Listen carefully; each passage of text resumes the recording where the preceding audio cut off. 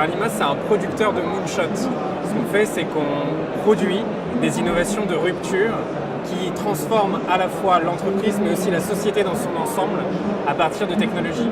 Par exemple, l'intelligence artificielle. Donc, on travaille autant avec des grandes organisations comme l'ONU que des groupes, ici en France, comme Chanel, par exemple.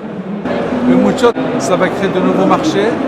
Et donc la réussite dans son inclusivité, dans la capacité à amener le changement rapidement à tous les niveaux de la société. Que le moonshot soit mené à bien et qu'on en mesure l'impact, il est parfois bien qu'on puisse assister sa réalisation, un petit peu comme un maître d'ouvrage, si vous voulez, une fois que la réalisation est aussi terminée.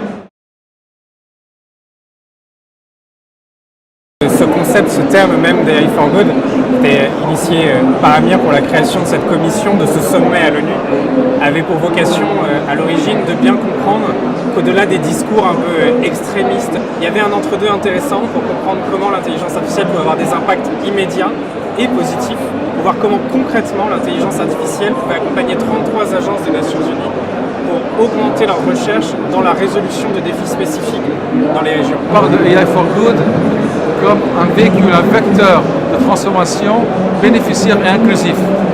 Et donc si les entreprises pensent comme ça, le progrès social va être en harmonie avec le progrès économique. C'est un projet qu'on a participé à designer avec X-Prize et All Nippon Airways sur un projet d'avatar, où l'enjeu était d'interroger comment demain on pourrait se transporter finalement, voyager. Et l'enjeu de la réflexion était de porter très loin dans le futur, une réflexion presque autour de la téléportation, et de se demander finalement comment la première étape de cette téléportation, fantasme que l'on partage à peu près tous, pourrait être réalisée aujourd'hui par ces technologies dans une toute première étape.